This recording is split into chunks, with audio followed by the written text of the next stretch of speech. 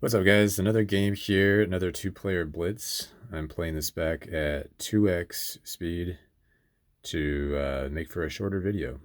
And yeah, let me know if you guys think this is a little too fast, but this is 2x. What we've started out here with is asdheinz took the what's it called, Stonehenge, and then Moses, whereas I took Colossus. So it's Moses against Colossus here, folks. Um, this is going to be an interesting game because you don't always see that.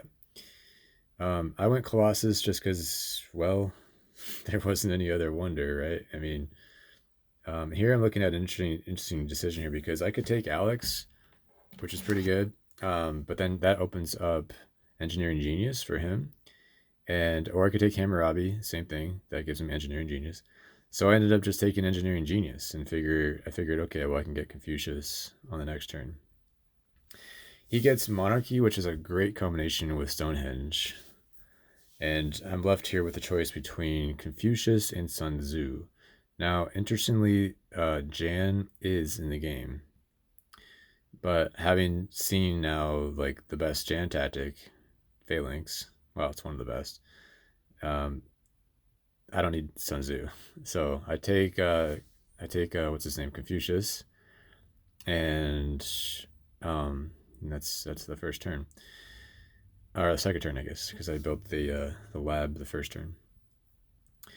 So at Heinz, I don't know if I'm saying that right. Heinz, right? At ASD Heinz, as Heinz. He gets right into monarchy, super early monarchy, skips irrigation, interestingly.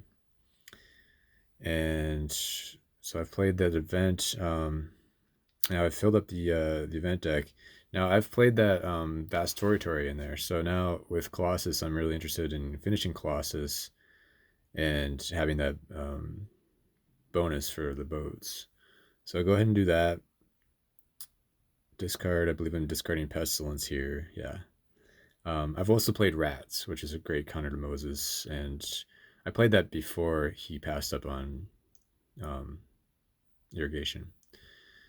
So I do end up winning the vast territory, which is enormous for me. I mean, look how many yellows I have that are going to cost 2 food. It's kind of ridiculous this early to get vast territory. But there it is, first event out of the gate, and I got it. I think we're on round 4 now, maybe. So I'm looking at let's see, yeah, looking at the leaders there. He goes into alchemy and plays fighting band, but he hasn't really been doing. He just grabbed alchemy. He hasn't really been upgrading his tech a lot yet. Now I could take Universitas here. That's definitely tempting. The problem is I need to get out of corruption. I'd like to get out of corruption.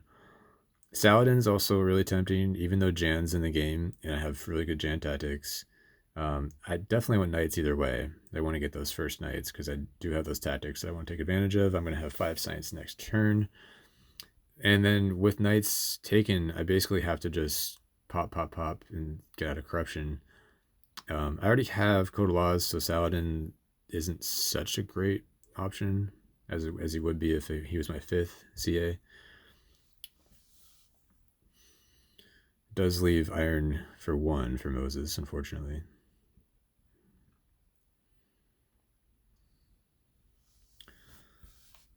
Of course, he takes that. He finishes Stonehenge and he researches alchemy, but he doesn't quite get into it just yet. And there's the rat. So that was a pretty good hit. So he lost 3 food, whereas I lost 1. And his food goes along a lot further than mine. So he lost like a pop and a half, you might say, from that. Yeah, go ahead and grab the Himeji Castle. And at that point with Colossus and Himeji, that's a base of 4 strength. And I figured, we haven't seen Jan yet, but if he wants to go Jan, I have vast territory. I have plenty of extra pop.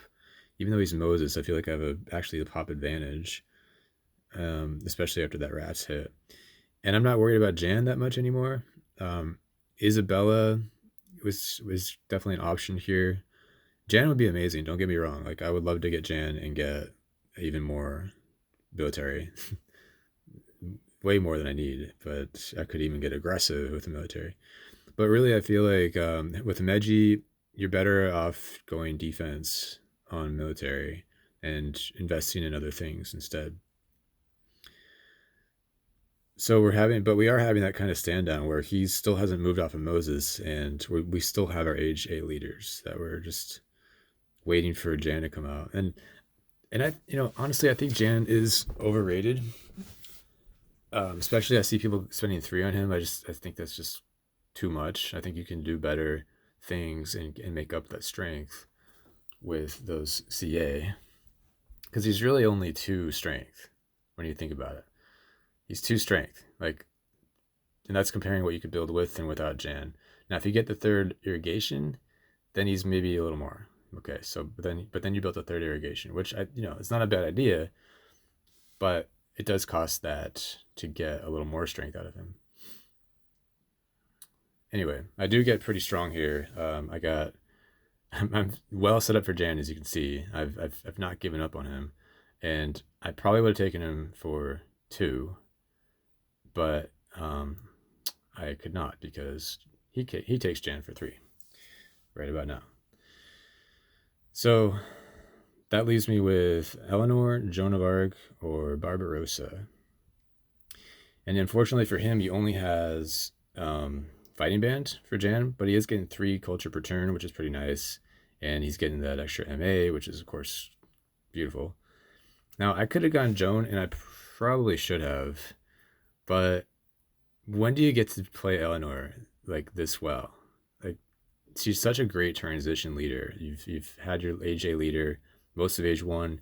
You transition to Eleanor, you get some points from her, and then she gives you a great transition to an age 2 leader. I just never get the chance to play her, so I think that's why I was so interested in her. I just thought this is such a great Eleanor opportunity. No, unfortunately, I did pass up on selective breeding, and so he takes that. Now I'm thinking, okay, well, there's still Ocean Liner, so I didn't need selective breeding. There's still 1 more card left that gets me the food I need, so I'm not too worried about that at this point. Nobel shows up for 2, and I switch him out. Unfortunately, did not play an event there because I threw away the 1 event that I had and didn't get another one, so I didn't get to play an event for Eleanor. But I did get her CA back, which is nice because this is a pretty big turn. The early age 2 turn, if you can make that pretty big, the more you can do early age 2, especially if a great leader comes out like Nobel. Like this is just such a huge jump for me, huge turn. Where I was able to get Nobel's +2 strength, +2 science, and do a whole lot of other things too. I ended up grabbing team sports, probably because Pierre is in the game. And look at that draw. What a great draw for 1. Like I'm not suffering for having less MA here. Now, unfortunately, Ocean Liner shows up at a position where I can't get it now, unless some maybe like 4A shows up right now. Even then, I couldn't finish this wonder that I'm working on. So this is a little bit uncomfortable for me, where that's the last opportunity for pop increases. Now there's statue, I suppose. So I go ahead and declare war and territory on asdheinz, and build a team sports. And I didn't have an MA to play anything else, do anything else, but I thought that was a pretty good deal because he only had 3 rocks, so that was all really he could have done. With it was just to increase 3 times. Had I not built the team sports, he could have matched me at 14. But with the team sports, there's best he can do is 14, and of course all he needs to do now is just 1 increase. So 1 swordsman will get him to losing just 1 yellow. So pretty good draws on my part, drawing the territory war and the classical army, which will come into play later. He's got this is one of his longer turns. He's got a lot to think about here as far as like what he wants to get into. I don't know. I think I would have prioritize military a little bit here. I think he goes coal, but he does have a ton of science, so it's not like he can't do both eventually. And of course, coal will get you more resources for the farm upgrade, whereas the opposite is not true. But yeah, he's got to think about this because there's a lot of options here. When somebody throws a territory war at you, you better make sure you're responding in the right way because you don't want to over respond and you don't want to like under respond either. So he does what the smart thing and gets the just the plus one yellow plus -1 yellow for me as a result of the swordsman. So anyway, I do use that efficient upgrade, and pretty excited about journalism at this point because even though I don't have any food coming in, I thought journalism was a pretty good option for me, and especially with the extra yellows. Um, Wave and nationalism was kind of the hard choice that I was kind of waiting on there. Like, do I spend an action taking wave when, first of all, I'm stronger, and second of all, like, I'm pretty low on actions. Going into H3 with 5 actions is kind of rough. But yeah, I went ahead and took wave there, hoping that I would be able to use that later. So asdheinz has a couple issues. One is he hasn't really gotten his food going. He has tons of science. He's way high on science and not so good on food. And the second issue is he hasn't really developed any kind of threat on military. Like if he had some military cards, like some red cards in hand, then I would be a little more concerned about where he's at for military. But he still doesn't prioritize that. He didn't grab cannon, for example. And so I know that like he doesn't have a cannon tactic, and even if I didn't know that, if he doesn't have cannon, and there's nothing he can do to get into that. I do end up revealing foray there. And as you saw there, asdheinz went for CA. Like ultimately that's what he got out of that last turn with Roby. Fortunately, strategy came into my lap for 2 CA, which I think is well worth it. And I'm getting set up now for the classical army. Now I would have loved this was a tough turn because I could have played journalism and built a journalist. It's one option, or I could have gotten into strategy, or I could do what you just see here, which is kind of like I don't do any of those things, which is what I ended up going with. Uh, yeah, it was kind of a tough turn because I wanted to be aggressive and keep the aggression going. I had played, I believe it was politics of strength. Yeah, there it is. And so I have a lot to think about there. I had a lot of different ways to go. It's one of those turns. Like sometimes it's just so hard to decide between do you want to go for strength or do you want to go for infrastructure. And the next turn is difficult in that way as well, where I have a choice again between do I build a journalist or do I play strategy, and like I want to do everything, of course, but you can't do everything. So he's got a gap of 9 strength, and he has to figure out how he's going to bridge that gap if he doesn't have the boats. Him thinking so long tells me that he probably doesn't have the boats. Or maybe he's about to lose a boat. Maybe he has, let's see, what would that be? No, he either has 2 boats, two H2 boats, or he doesn't. And I believe he didn't. And he had to think about like, okay, how am I going to, make up for this? So pretty long turn on his part. Of course, I didn't have any aggression, but he doesn't know that. He is now into coal a little bit, but he hasn't started selective breeding yet. And I think that's a mistake on his part. He really needed to get some food going a little earlier, as did I, for that matter. Like we're both having the same issue right now. I'm at 4 food exactly, which is going to be pretty relevant in a second. You'll see I make a pretty big mistake in this next turn. So I believe that was a territory I just played. I don't remember. We'll see in a second. So this is option one, where I spend most of my turn. I have to research journalism, play reserves, and then build the journalist. And so that's one option, and it definitely want urban growth. Urban growth is for the second journalism. Was my thought at the time.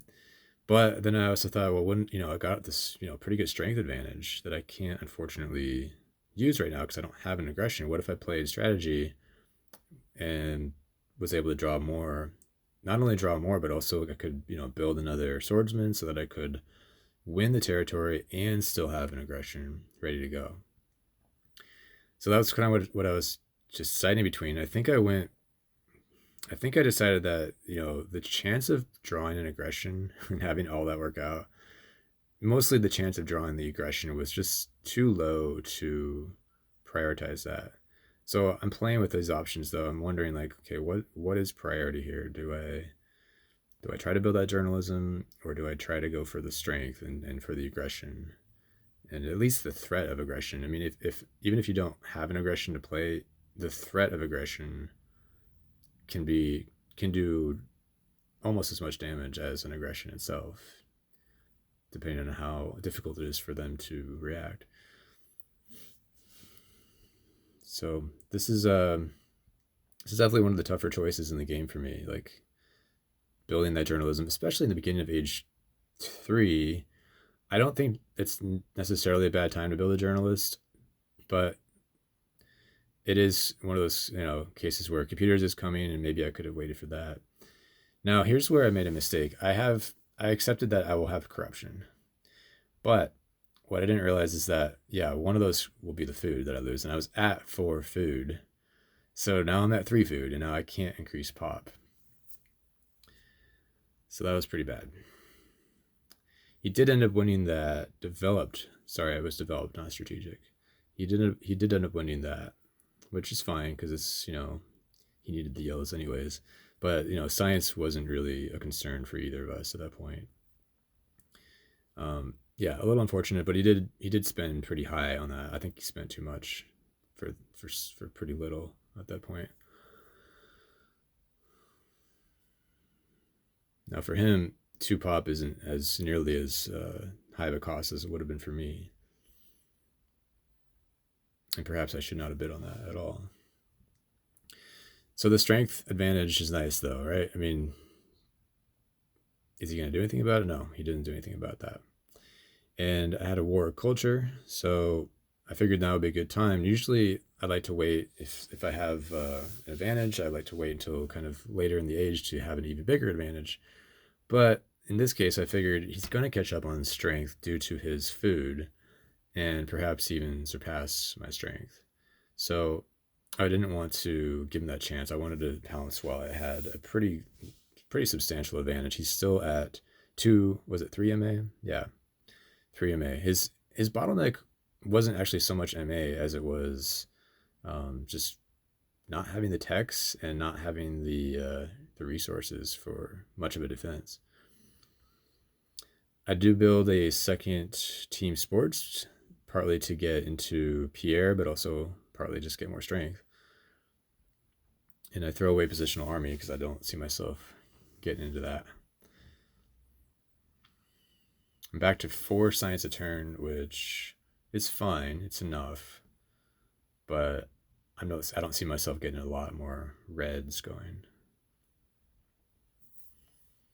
So yeah, I'm pretty committed to classical army at this point. Just going to get into that.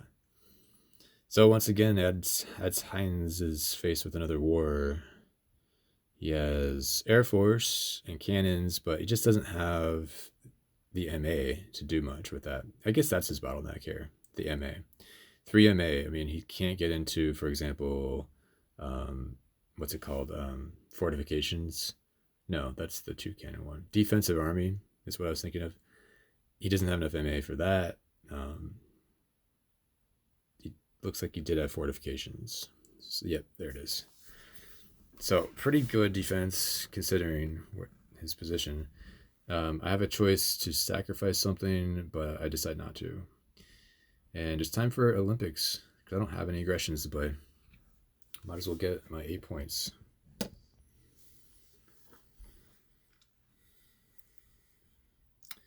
So I'm definitely interested in satellites here, just because I want to keep that strength game. I have now at this point committed. Well, I should say I'm about to commit to strength. You'll see in a second.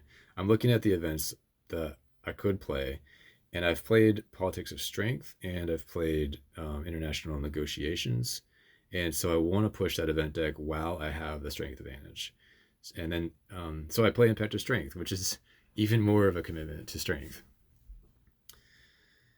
And, of course, I'm very interested in continuing this strength build at this point. So I'm all in at this point. Like if he comes back on strength and decides not to invest in Steve Jobs, then I'm kind of screwed. I was playing around with maybe Silva Service here. I already had Colossus, so it was only one extra CA. But if you look at the science there, I just don't have the science to justify it, really. And I want to build a second classical army too. So, and that would ideally be paired up with the second Air Force. He has the first Air Force, but I undid that because I wanted to focus more on strength. Manhattan Project is also coming up, so that's something to consider when it comes to strength. Is who's going to get that and how fast can that person build it. So I ended up going with a much more strength heavy turn there, where I built the fourth swordsman. I draw Impact of Competition, which is of course great for Pierre. Not so great for age 1 units, but all in all, I think that's a pretty good draw. So that leaves him with Manhattan Project in the 1 CA position. There's movies as well. Movies is a great late game option if you're not facing strength, if you're not facing aggression, which he is. I don't know why he played this. He played that Inhabited Territory. I ended up winning it for pretty good cost. I ended up +1 pop there as a result. But that could be just a factor of, he has a lot of rocks coming in, but it could be an issue of just not having the boats for it, not having, I did get satellites down the previous turn, so that helped quite a bit. So it was nice to win that for sure, because I was pretty constrained on Pop not having any food income throughout the whole game, pretty much. Of course, mechanized agriculture shows up, but it's just so late in the game that I looked at that option, but I didn't see that as viable. Like, it just wasn't going to return enough population to make it worthwhile. So this turn is really mostly about like, what do I do with these 5 actions? Like, I didn't see anything to do that would get me towards more strength, except of course just building an extra a third knight. But it was basically like, how do I change up my hand? I have a pretty limited hand, and I needed to I just needed to make 5 decent actions out of it, and wait for the Air Forces to show up. Now, unfortunately, I would have liked Air Forces to show up by now. Unfortunately, it hasn't. So, although this is a pretty solid strength build that the Air Force would complement really well, I just picked up 12 science worth of yellows. Unfortunately, it hasn't shown up. So he's starting to catch up on points, and Empire State Building would be 21 points for him at this point if he took it. He ends up not going for that, and I suppose he's waiting for space flight or fast food, which are both still in the game. But yeah, it's starting to look like he's just, with the Steve Jobs and all these rocks coming in, he's starting to build towards strength and points for that matter too. Just he's getting the computers going, and I have to do something at this point. So Politics of Strength is coming up. There it is. So I drew the war, and I had to draw something else. Like, it was at that point where his infrastructure and his economy was catching up to mine, and because I committed to strength, that had to flush out for me. That had to, like actually work out for me, or else he would have definitely caught up. So yeah, I fortunately drew the war.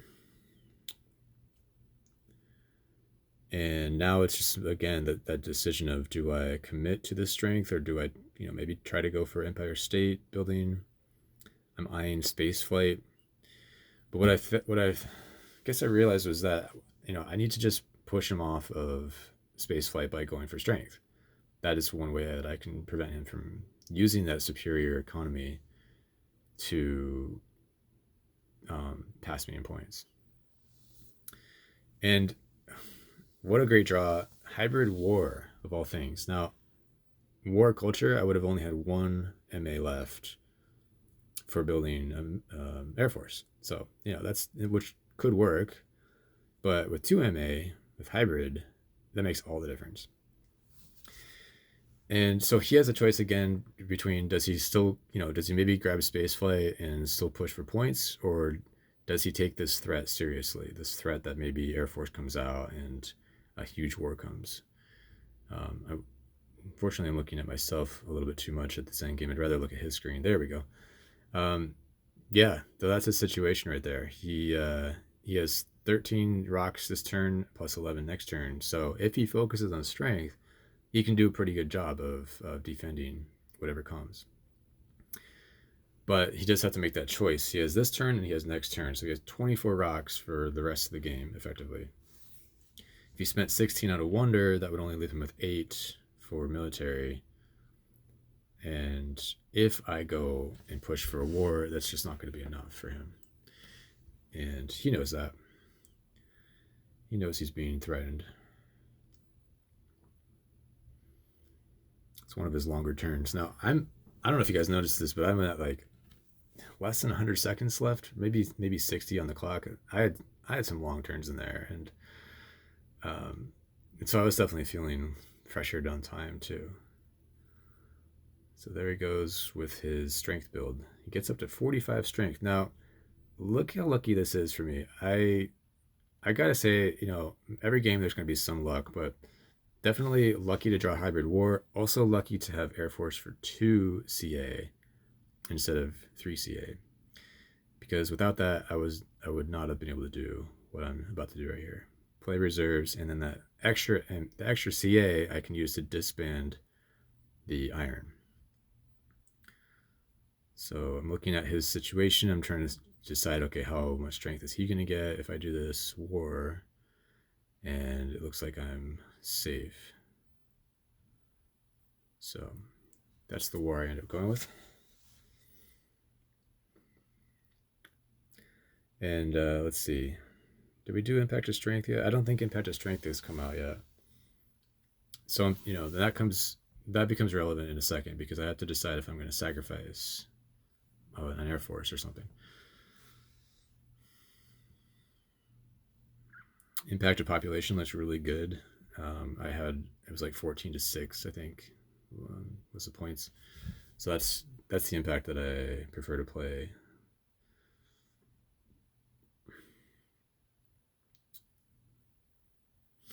So it's another longer turn for him. He's probably considering what he's played. He's trying to maximize the impacts that he played while also doing the best he can against this war. And he probably knows that he has lost the game by now, but he's just trying to do the best he can, which, I definitely admire that. That is kind of the fun of the game, is trying to maximize your points, even if you don't think you're going to win. Professional sports, I actually didn't see that coming, but I'm winning the war by 10, which means I'll steal 10 points from him. I'm looking at maybe sacrificing an Air Force for an extra 10 points. But then I realized, okay, Impact of Strength hasn't gone off yet. I can't rebuild the Air Force. Now, in hindsight, I definitely should have actually, I definitely should have sacrificed a swordsman, because that I could afford to rebuild. Although that would require, I would have just disbanded the farm. Impact of Balance is in my hand. Impact of Harmony, I believe I threw away, so I wasn't worried about those. He did play Impact of Agriculture, though. That was a pretty good jump on his part. And there it is. So I thought this game is interesting because of the standoff we were having with Jan, and I believe he overspent on that. And we had a pretty good battle at the end. I thought that was an excellent use of Eleanor. Like, I never get to use Eleanor, so I thought that was pretty fun to see her used so well. Anyway, hope you guys enjoyed this game, and until next time.